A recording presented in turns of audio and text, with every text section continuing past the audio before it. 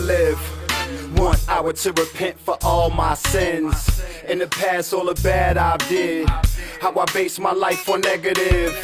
Murder, stick-ups, and drug sales. I'm trying to figure out where did I fail. Ghosts coming back to haunt me in my cell. With a one-way ticket, they want me in hell. On death row, tripping to myself. Soaked in my sweat, waiting on the third rail. Belief the injection is more humane. Try to explain that to the people I've slain. A product of gang violence. Now I'm being drove insane by the silence. Is this prison or insane asylum? I wanna live, none of it was worth dying.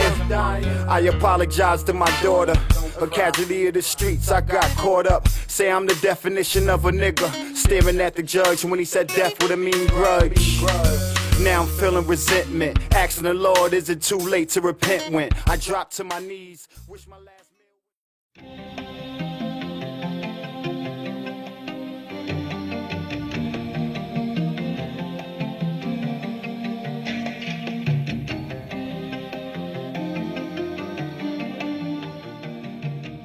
What would things be like if you knew you had but 1 hour to live? What would you do? Where would you go? Who would you want to see? What would you think about? And who would you want to spend that time with? Or would you prefer to be alone? Your last hour to live would force you to come to grips with some unresolved issues that you were not willing to face before. On what page is your life ending? And why is it ending this way? Did you get to do the things you really wanted to do? Or did you just throw your life away?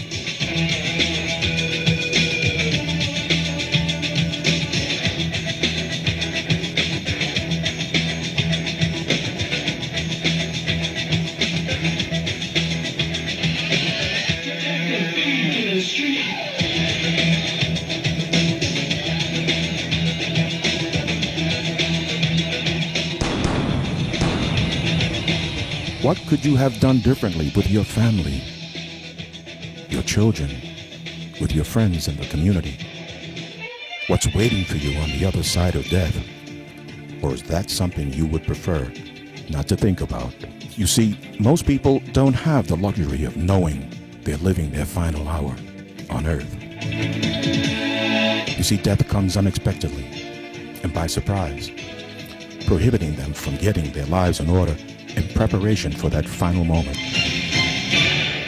One positive thing, and one positive thing only, has happened in Kashim Davis's life. You see, with all the wrong decisions and choices he has made, he has but 1 hour to live, and he knows it.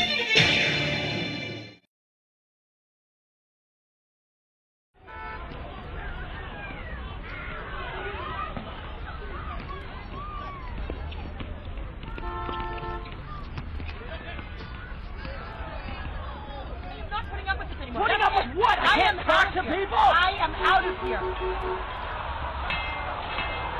He's got a gun!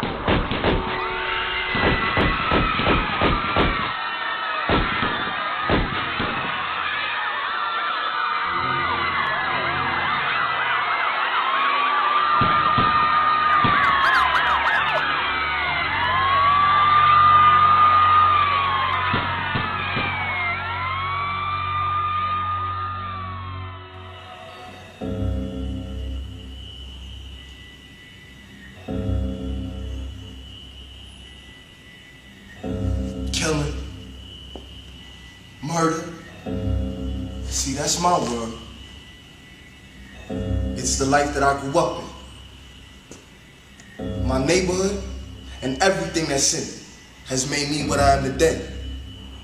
I'm a product of my environment. A child without a childhood is more easily made into an adult boy when he becomes a man. See where I come from? A person's life has no value. Facing murder and death, that was everyday happening. It was something that was supposed to happen in my neighborhood. That's how we settled our beef. See, to us, life had no meaning, and it made no sense. The gift of life is God's greatest gift to man.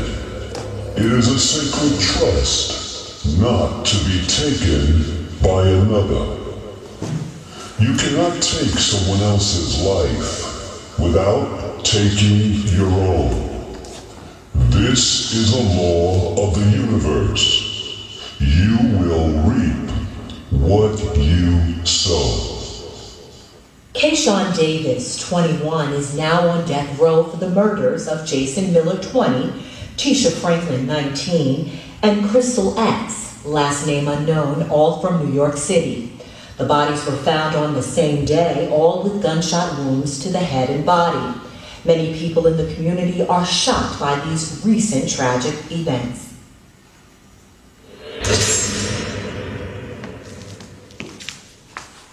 Kayshawn Davis. I'm Reverend Leroy Jones. I'm here to minister to you your last rites. I want you to come to terms with the lives you've taken and make your peace before you meet your maker. Look, I beg your pardon, Rev, but I don't believe I was wrong for what I did. I felt my life was in constant danger, and the streets taught me that I must do you before you do me. It's all about survival, baby. It's either me or you, and I choose me over you anything. But whether you think you were wrong or not, you're going to die for your actions. Die. Do you understand that? Yeah, I do understand that. I'm a killer, a murderer. You think I don't know what the word die means? No, I think you don't understand the ramifications of what it means. Die means dead. It means no longer living, no interaction with family or friends. Dead. It has an eternal consequence. Eternal, finality, no second chances. Do you understand that? Look, don't come in there preaching to me. I'm not preaching. I'm doing my job. And what's that? To prepare you to die. That's what I do. Now you listen to me, Kayshawn. In 1 hour, in 50 minutes, your lights go out. You're a dead man.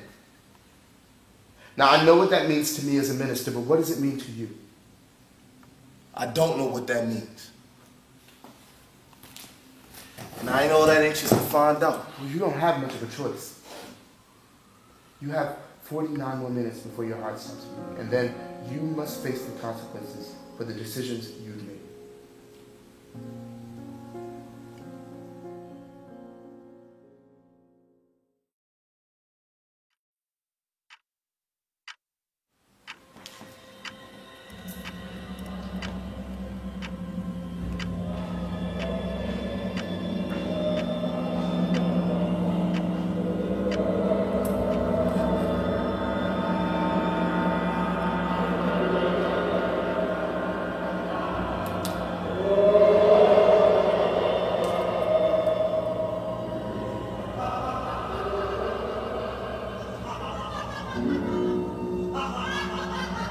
Who's there?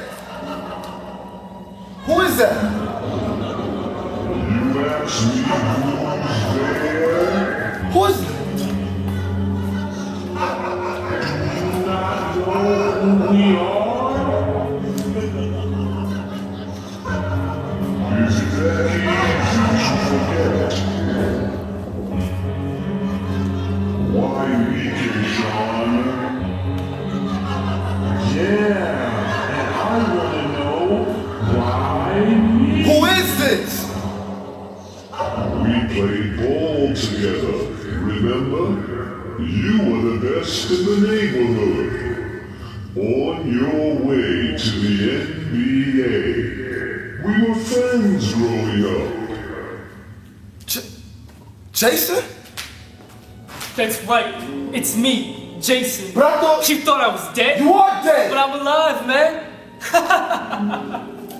I'm alive in your head. But what I want to know is why did you kill me? I never did anything to you. Man, killing you was more fun than dropping dudes in a video game. Why me, Kayshawn?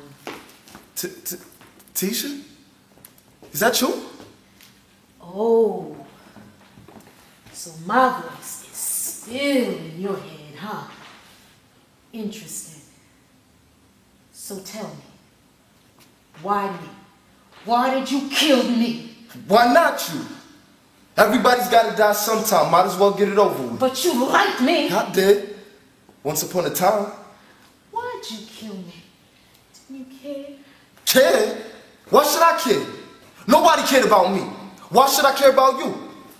Hope I didn't disappoint you, Kayshawn. When you shot me, I hope I died just right for you. I like the way you died. But you didn't have to fall on me and get blood all over my clothes. What were you thinking about, homie? You want to see it again? You want to see me die again? Go on and shoot me again! I can't die twice, fool! I'm already dead. But I can see this is the only way you know how to solve your problems. Being on death row hasn't opened your eyes to the facts of life, nor the difference between right or wrong. You're still a murderer at heart. Yeah, I love that feeling. You love it. You crave it. I always wanted to be a gangster. Ever since I could hold a cat gun. Water gun. 9mm. A gun makes you feel alive. It gets respect. People, watch out. They move aside. Nobody can touch you. When you have a gun. People are afraid of you. When you have a gun. You can take on anybody. When you have a gun. Gang members. Little old lady. Itsy bitsy children. See, when you have a gun, people show you respect. When you have a gun. You walk different. When you have a gun. You talk different. When you have a gun. You could be whatever you want to be. Because a gun in your hand is a P. H. D. Your first time killing, do you remember? How could I forget?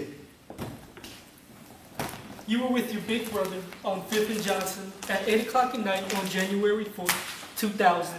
Remember? Wait, how you know about that? We know everything about you. All your thoughts. Feelings. Memories. Dreams. We know all your deep, dark secrets. But how? How could you know all that? We're in your head, man. We'll forever be in your head. You'll never be able to get rid of us now that you've killed us.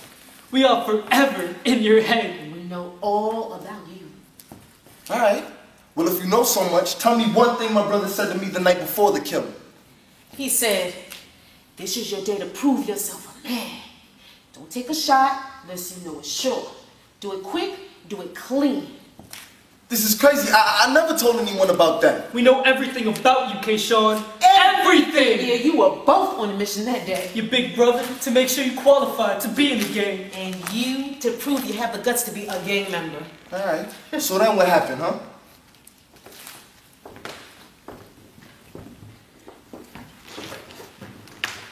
Your brother drives the car. You both sit there waiting. Waiting to shoot your new gun. Waiting to murder an innocent person for your gang initiation. Your brother parks the car. You slowly load your gun. You both get out of the car. It's cold. So cold you can see your breath. Your brother pats you in the back. Go for it, he says. And you both head down the street. And you, wishing you were back home in your warm bed. All of a sudden, a teenage girl comes into view. She's like a dream. She's so amazing. So beautiful. She's strong. So proud. She's got promise. You're taken by her beauty. Her charm. Her elegance. Looks like she's going somewhere in life. Like she has purpose. And then, you remember the gun in your hand. For a moment, you forgot why you're even there. To kill the magnificent. To kill the strong. To kill the beautiful. The charming. The elegant. To kill the girl. Her dreams.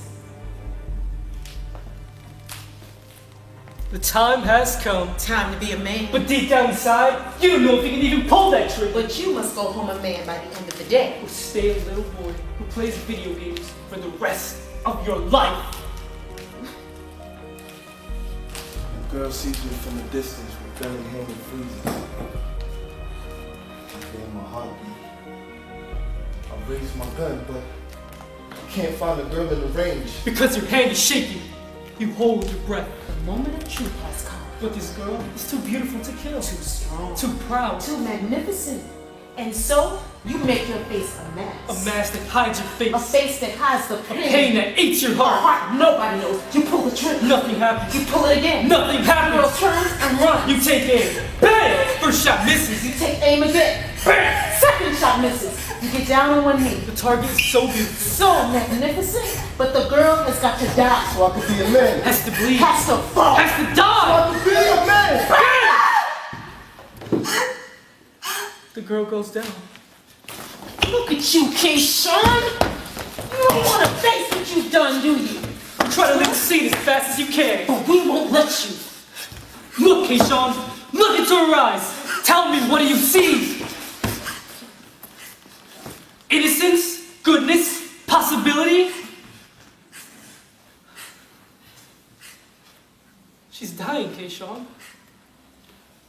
Look at her chest as it heaves up and down. Blood pulsing out of her body, oozing out into the cracks of the pavement like ketchup. Her legs kick as if to run on thin air. And she makes a pitiful sound that just makes you hurt inside. You wish it was all a game. A video game, all make-believe, because it hurts to see. A beautiful, elegant girl dying on the ground. You watch her life run out. Blood. Thick blood oozing out. You see the look in her eyes as she calls. Mommy. Mommy. You hear her saying, Am I going to die? I don't want to die. Please, God, don't let me die. She looks into your eyes and you hear her say, Papa. Papa. And you wish you can take it all back. take back the bullet, Put back the blood. restore the girl to her majesty. Allow her to be all she was born to be. But instead, you make your face a mask. A mask that hides your face. A face that hides the pain. A pain that eats your heart. A heart nobody knows. I thought it would be fun. I didn't realize it would be like this. Little girl, don't die. For God's sakes, please, little girl, don't die. You watch her take her last breath. You almost let yourself cry. But you hold back the tears. Your brother comes up behind you. He sees the dead girl lying on the ground and looks at you like no one has ever looked at you before. Like a man. Here. Take this picture. Now you have proof of who you are and what you've done. You want the world to see you in your conquest. I'm sure you're dying to tell the story about how you took her down, how you took her pride away, her magnificence, her beauty, her future.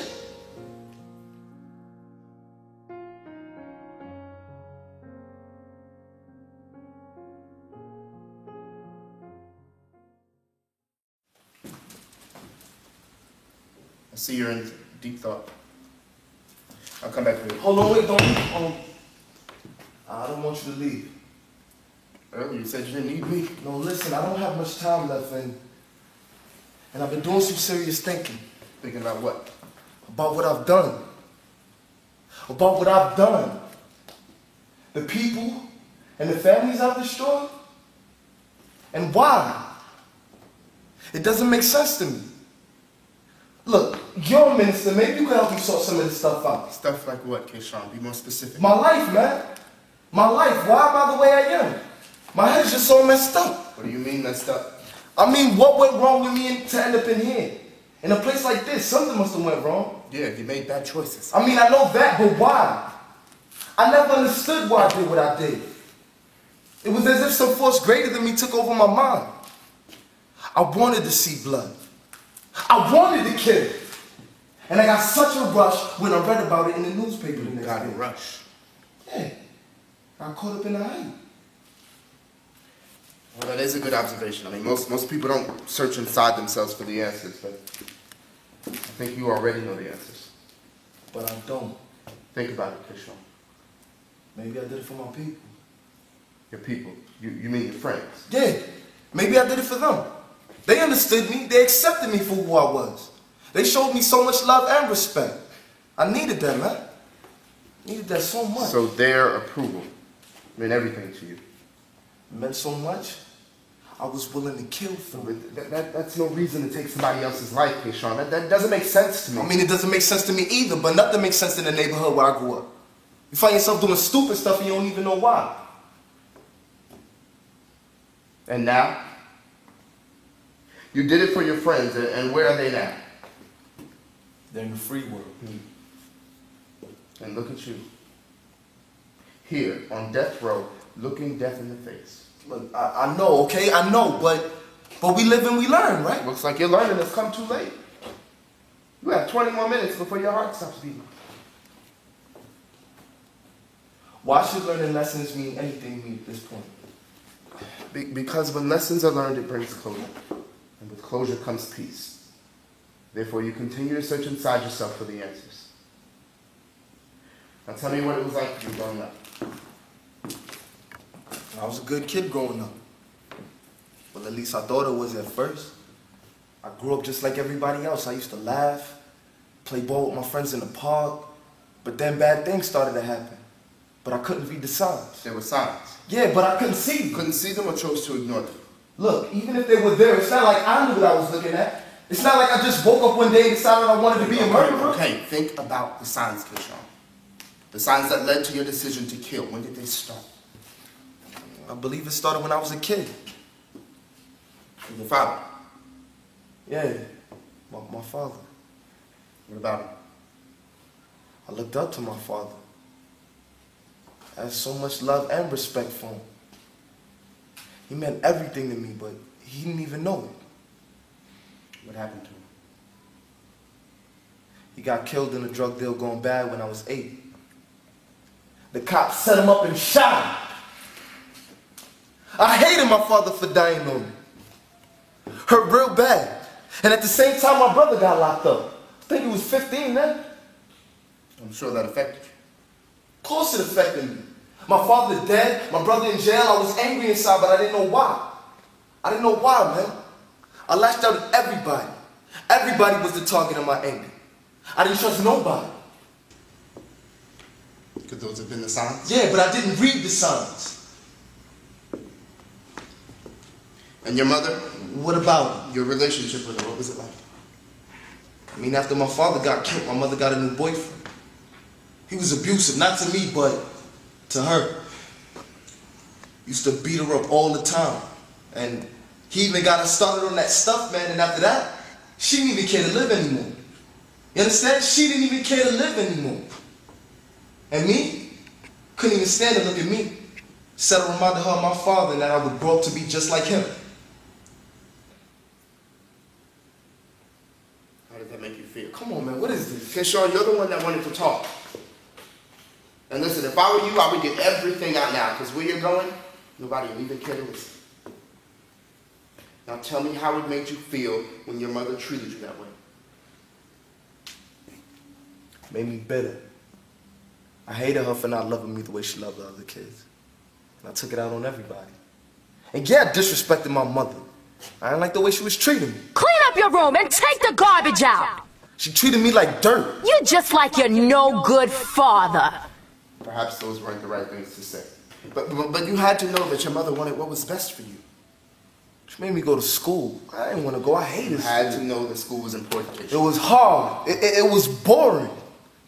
These were the signs, weren't they? I lashed out because I didn't want to be there. And I started fighting the other kids in school. I had a violent streak in me, man. It got me so much respect when I acted out in front of my friends. See, people were afraid of me. So all I had to do was just prey on that fear. But this violent streak, it started growing. Each and every day, it just got worse.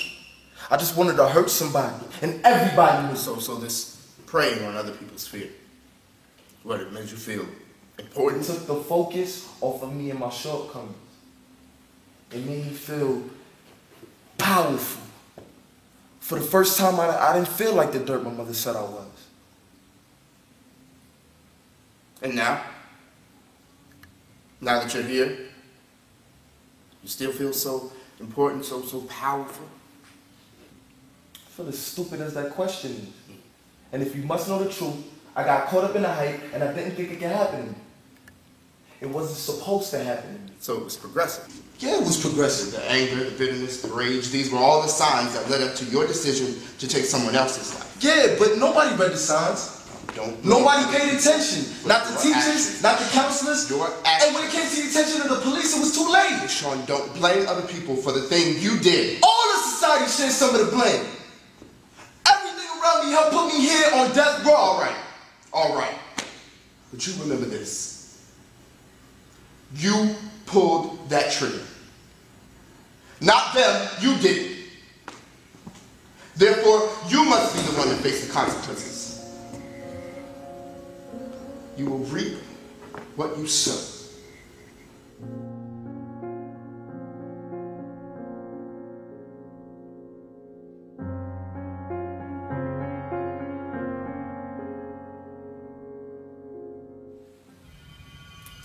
Papa. Papa. That voice. That's a familiar voice. Papa. Papa. Those words, I've heard those words before. Papa. Who in the world is that?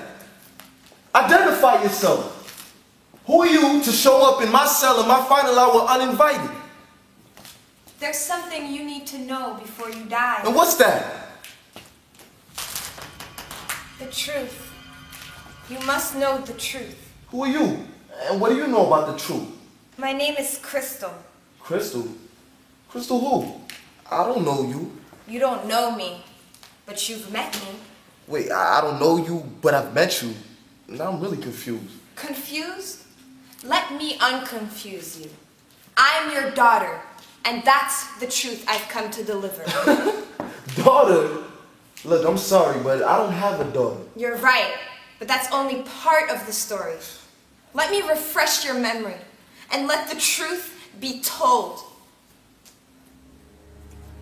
I was leaving dance rehearsal on my way home when I spotted you standing in a frozen state, staring at me with a gun in your hand pointed to the ground. You were taken by her beauty, Her charm, her elegance. For a moment you forgot why you were there. To kill the magnificent. To kill the strong. To kill the beautiful. All of a sudden, a strange feeling came over me as I saw you raise the gun, knowing it was intended for me. But you don't know if you can even pull that trigger. My hand is shaking. But the girl is too beautiful to kill. Too strong. Too proud. Too magnificent. Without thinking, I spun around and started to run. I pulled the trigger! It caught me in the back of the neck. I grabbed my neck as I stumbled to the ground, trying to stop the blood from gushing out. I didn't want to die. Please, God, don't let me die. As I lay there in between the pain and the blood oozing out, my frantic mind desperately trying to make sense of what was happening to me. Why? Why me? Why is this happening to me? As the events unfolded, my whole life flashed in front of me like a motion picture. What have I done to deserve this? I thought about my life, how I lived it. I thought about the hereafter, and I was afraid. I was so afraid. I felt like I was being sucked into a deep, hollow tunnel. That's what dying feels like. And I felt so alone. I thought about my mother. Mommy, where are you? You've always been there for me. I cannot go through this by myself. Mommy, will you please help me now? Does it have to end this way? Please, God, don't let me die this way.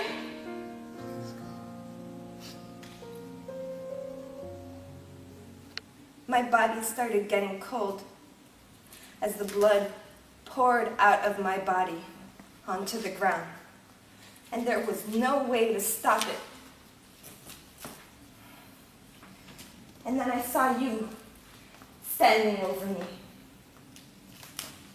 I saw the fear and the pity in your eyes.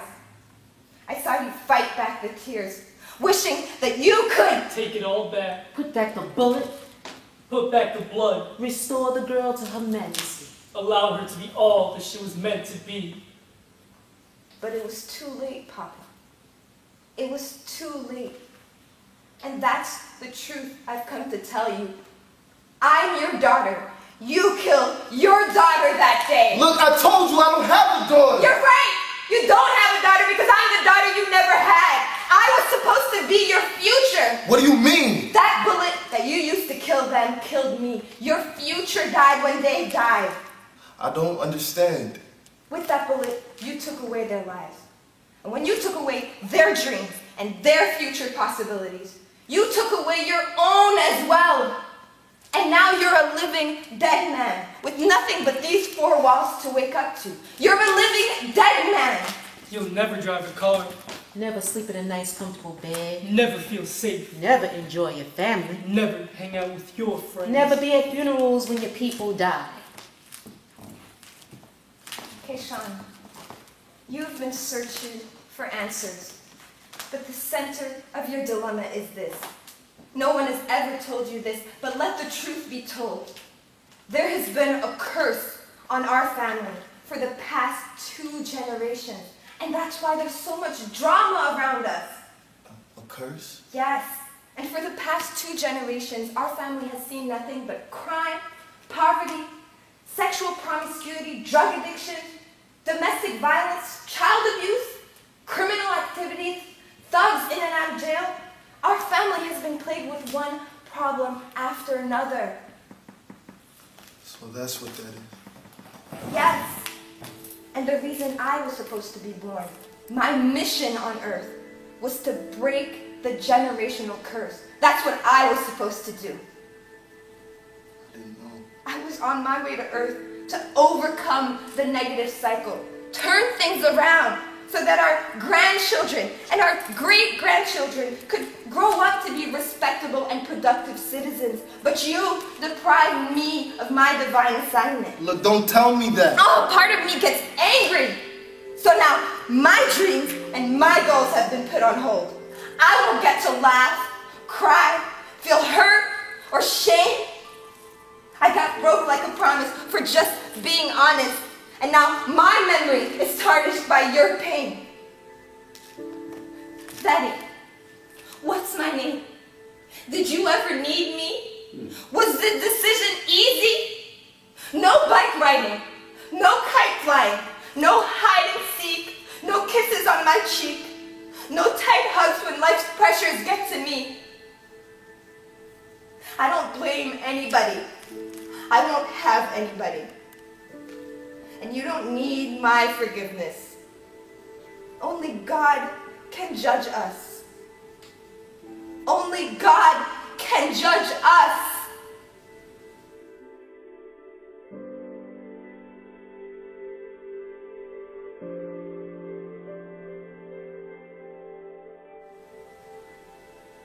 I realize why my life is ending this way. The gangs, the guns, the violence, my neighborhood, my so-called friends, the gangster movies, the music, the violent video games, the repeated acts of violence. I've been programmed to kill. As a child, when my brain was still forming, I couldn't tell the difference between fact and fiction. I was exposed to acts of violence and murder on television. See, my thought patterns are patterns of violence. Violence is now a stronghold and part of my belief system. I've been blinded by negative images everywhere and violence all around me encouraging me to kill. And I never, ever realized the universal impact that one act of murder could have on humankind. Look at what I've done to my family. My mother, my brothers and sisters, they don't have me anymore. And I don't have them anymore. My future dreams and possibilities, I mean, look at my unborn daughters and sons and the contributions they will never make. Look at the families and futures of those I've destroyed. and for no good reason. Murder has a domino effect with universal consequence. So many lives destroyed. So many people affected. So many futures ruined, including my own. If I had known from the beginning what I know now, I would have made different choices. Different choices. Different choices. Do you hear me? I would have made different choices. See, I am where I am today, on death row, because of the dumb choices I made yesterday. And you, and all of you young people, all of you will be in the same fix as me tomorrow if you don't start making the right choices for yourself today.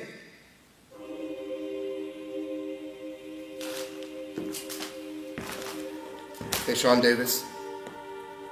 There are some choices we make in life where there are no second chances. The consequences are fixed. And this is one of those cases. You can never undo what you've done. Can't fix it, can't make it right. And everyone is born for a purpose, to fill a need or to solve a problem. And when you take someone's life prematurely, you deprive the universe of the contribution that only that life can make. Human life is valuable and sacred. It must not be taken by another. God is the only one who can give life and the only one with the right to take it away. You cannot take another's life without first taking your own. The day they die, you die. That is the law of the universe. You will reap what you sow.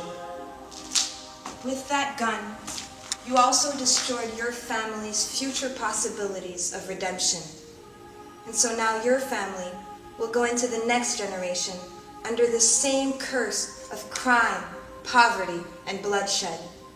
All because of your senseless choices. And so what have you gained, Keishan? What have you gained? You have gained nothing, and you have lost everything.